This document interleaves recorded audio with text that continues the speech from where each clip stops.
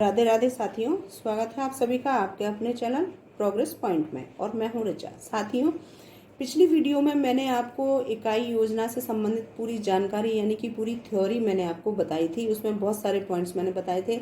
जो वार्षिक योजना के संबंधित पाठ योजनाएं क्या होती हैं हमारी, वो सारी चीज़ हमने आपको बताई थी। हमारी मैक्रो टीचिंग क्या होती है, माइक्रो टीचिंग क्या होती है, उसमें कितने प्लान हमारे होते हैं, कुल टोटल हमारे दोनों सालों के मिलाकर के 62 होते हैं, वो मैंने पूरी जानकारी आपको दी थी।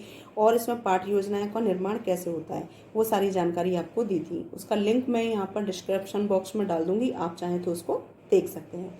साथियों, अब यहाँ पर मैं आपको ये बता रही हूँ कि जैसे कि इकाई पाठ योजना होती है उसका प्रारूप क्या होता है, उस चीज़ को, क्योंकि थ्योरी मैंने आपको पहले ही बता दी है, आप वहाँ जा करके देख सकते हैं तो आसानी से समझ में सब कुछ आ जाएगा। अब यहाँ पर जैसे कि आप ये देख रहे हैं कि इकाई पाठ योजना प्रपत्र, अब यहाँ पर ये हमारा कैसे होता है, यूनिट प्लान प्रोफॉर्मा। अब इसके अंतर्गत हम ये देखते हैं जैसे क्या क्या चीज़ें आती हैं। तो यहाँ पर विषय होता है हमारा, किस विषय को हम यहाँ पर ले रहे हैं, कोई भी हमारा विषय हो सकता है, साइंस, मैथ, हिंदी, इंग्लिश, जो भी है, ठीक है, उस विषय को हमें यहाँ रखना होता है। उसकी यूनिट हम कौन सी पढ़ा रहे हैं उस यूनिट को हम यहाँ पर रखेंगे। मैं पूरा प्लान इसमें लिख करके भी आपको बता दूंगी कौन सा और कहाँ का क्या क्या लिखा जाता है। अभी केवल ये आपके सामने एक इसका प्रोफॉर्मा है। और इसके अलावा यहाँ पर कक्षा, किस कक्षा से संबंधित आप यहाँ पर इस इकाई योजना को तैयार कर रहे हैं तो वो कक्षा यहाँ पर डालनी होती है। अब कुछ कॉलम आप तैयार करते हैं, इसमें अपने अपने विद्यालय के अनुसार कुछ कॉलम्स घटाए और बढ़ाए भी जा सकते हैं। यहाँ पर घटाना तो मैं नहीं कह सकती एक बार को, लेकिन हो भी सकता है उसकी जगह कुछ और रख दिया जाए, लेकिन इसमें एक दो कॉलम अपनी स्वेच्छा अनुसार कुछ बढ़ाया जा सकता है। लेकिन ये सबसे शॉर्ट जो है हमारा, ये हमारा एक कॉलम रखा जाता है, वो यही तरीका है, क्योंकि यहाँ पर इसमें सारी चीज़ें उपलब्ध हो जाती हैं और बिना किसी चीज़ की काट छांट किए हुए। अब जैसे शिक्षण बिंदु में कौन कौन से शिक्षण बिंदु आएंगे जिस चीज़ को हम पढ़ाएंगे, फिर उसके बाद अध्यापक क्रियाएं जो आएंगी यानी कि छात्राध्यापक क्रियाएं जो आएंगी, जो हमारे यहाँ पर हैं वो सारी चीज़ें यहाँ पर आएंगी। तो वो क्या क्या आएंगी वो मैं अभी आपको बताऊंगी। छात्र क्रियाएं क्या आएंगी वो भी मैं आपको बताऊंगी। फिर यहाँ पर शिक्षण विधि प्रविधि कौन सी आ सकती है, किस मेथड से वो पढ़ा रहे हैं, कौन सा आ रहा है, उस चीज़ को यहाँ पर रखा जाएगा।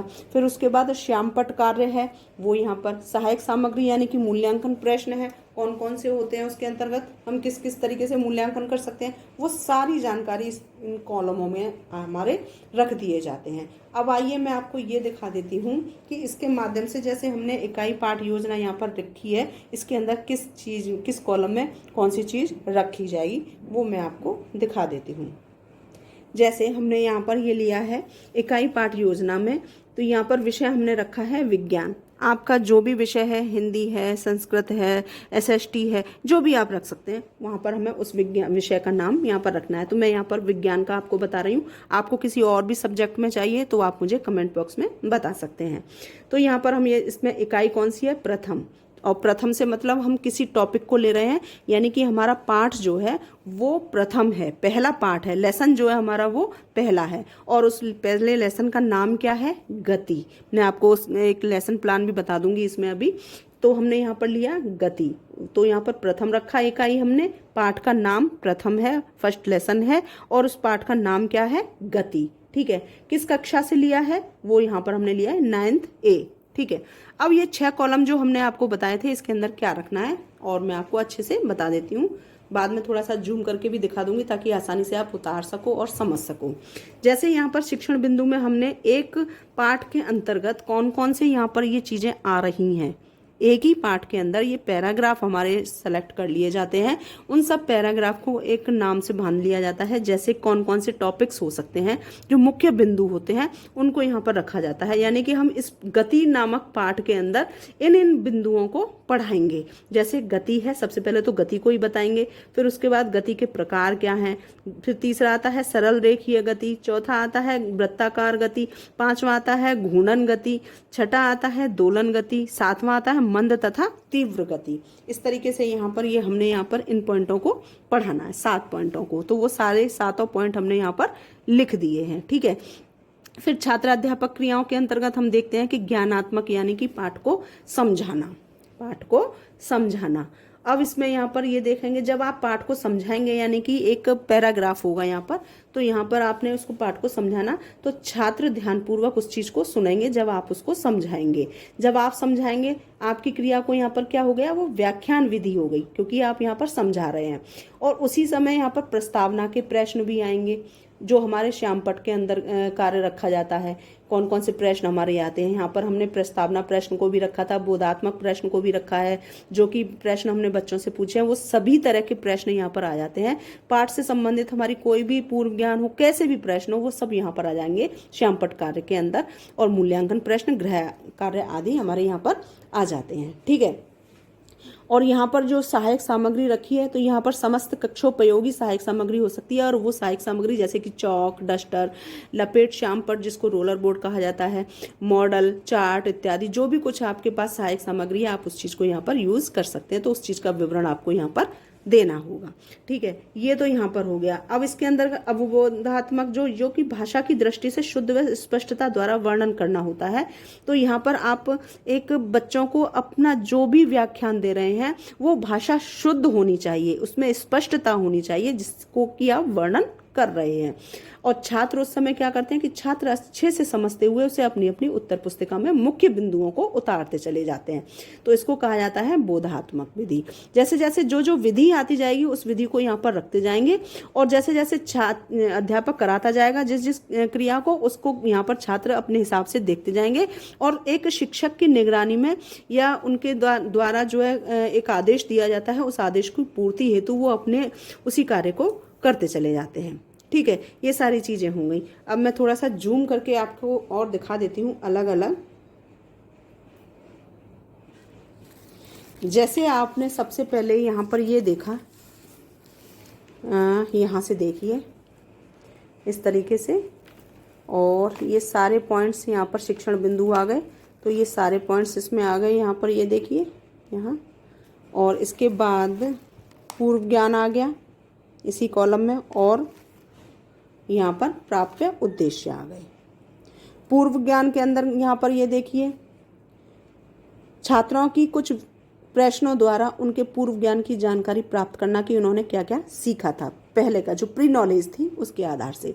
प्राप्य उद्देश्य के अंतर्गत अगर हम देखते हैं कि छात्रों को अधिकाधिक पाठ को समझाते हुए उद्देश्य तक पहुंचाना, जो भी पाठ को हमने समझाया है वहाँ उस उद्देश्य की प्राप्ति हेतु, यानी कि वहां तक हम छात्रों को पहुंचाएंगे। और अगर हम इसमें देखते हैं यहाँ पर छात्र क्रियाओं में कि छात्र अधिकाधिक पाठ्य उद्देश्यों की प्राप्ति करते चले जाते हैं, तो इस तरीके से ये आ जाता है। अब यहाँ पर ये देखिए, अवबोधात्मकता हो गया था कौशलात्मकता में, यानी कि पाठ को हर संभव विधियों द्वारा छात्रों को कौशल दक्षता प्रदान करना होता है। तो इस तरीके से हो गया। ठीक है, इसके बाद अगर हम ये देखते हैं छात्र क्रियाओं में, हमने आपको बता ही दिया था, उतारते चले जाते हैं। छात्र क्रिया में अगला जो हमारा आता है यहाँ पर, ये होता है छात्र शिक्षक के प्रश्नों का उत्तर देते चले जाते हैं। और फिर यहाँ पर है छात्र आधिकारिक पाठ्य उद्देश्यों की प्राप्ति करते हैं। ठीक है, जिस जिस विधि का प्रयोग जैसे जैसे प्रयोग हुआ है, उसी के आधार से हम यहाँ पर सारे लिखते चले जाते हैं। व्याख्यान, बोधात्मक, कौशलात्मक, प्रश्नोत्तर और उद्देश्य पूर्ति हेतु। ठीक है, फिर उसके बाद यहाँ पर हमारा श्यामपट्ट कार्य जो होता है, श्यामपट्ट कार्य में प्रस्तावना प्रश्न जितने भी रखे थे उन प्रश्नों को रखते हैं, 4, 5 जो भी होते हैं, 5 से ज़्यादा नहीं हो सकते हैं और 3 से कम नहीं होते हैं प्रस्तावना में। बोधात्मक में भी 5 हमें प्रश्न रखने होते हैं, बहुत ही कम स्थिति में नहीं बन पा रहे हो तब जा करके हमें 4 रखने होते हैं, अदरवाइज हमें 5 क्वेश्चन बनाने होते हैं। ठीक है, बोधात्मक में। फिर उसमें पाठ से संबंधित प्रश्न जो पूर्व ज्ञान होते हैं उससे संबंधित हम प्रश्न बच्चों को पूछते हैं, तो वो भी यहाँ पर हमने रखना, और मूल्यांकन प्रश्न हमने यहाँ पर रखना होता है। ठीक है, हमने सहायक सामग्री जो कॉलम था वो बता ही दिया है आपका इस तरीके से। तो इस तरीके से हमने यहाँ पर एक यूनिट प्लान की तैयारी की थी। अब मैं फिर से इसको छोटा किए देती हूँ ताकि आपको पूरा एक साथ दिखाई दे इस तरीके से। ये देखिए, अब आप इसे देख करके आसानी से उतार भी सकते हैं और अच्छे से समझ में आया भी होगा। इसकी शॉर्ट वीडियो भी मैं डाल दूँगी। तो यहाँ पर एक यूनिट प्लान क्या होता है वो आपको अच्छे से अब समझ में आ गया होगा, और उम्मीद करती हूँ आपको वीडियो पसंद आई होगी। अगर आपके काम की है तो प्लीज़ वीडियो को लाइक करना ना भूलें, अच्छी लगी है तो लाइक करना ना भूलें, और अगर किसी और के ये काम की हो सकती है ऐसा आपको अगर लगता है तो प्लीज़ वीडियो को शेयर करना भी बिल्कुल ना भूलें। चैनल पर अगर पहली बार आए हैं तो प्लीज़ चैनल को सब्सक्राइब ज़रूर कर लें और साथ ही साथ बेल आइकॉन को भी प्रेस कर दें। इसके जो पहले मैंने वीडियो डाली थी उसका लिंक मैं डिस्क्रिप्शन बॉक्स में डाल दूँगी, आप उसको भी देख लीजिए। उसमें पूरी थ्योरी मैंने यूनिट प्लान की दे रखी है। और आपसे यही मेरी सिफारिश है, यही मेरी आपसे कामना है कि प्लीज़ चैनल को सब्सक्राइब कर लें और वीडियो को शेयर कर दें। तो आगे के लिए वीडियो के लिए आपको ये करना होगा और इसी तरीके से अपना सहयोग बना के रखें। वीडियो देखने के लिए आप सभी का बहुत बहुत धन्यवाद। नमस्कार।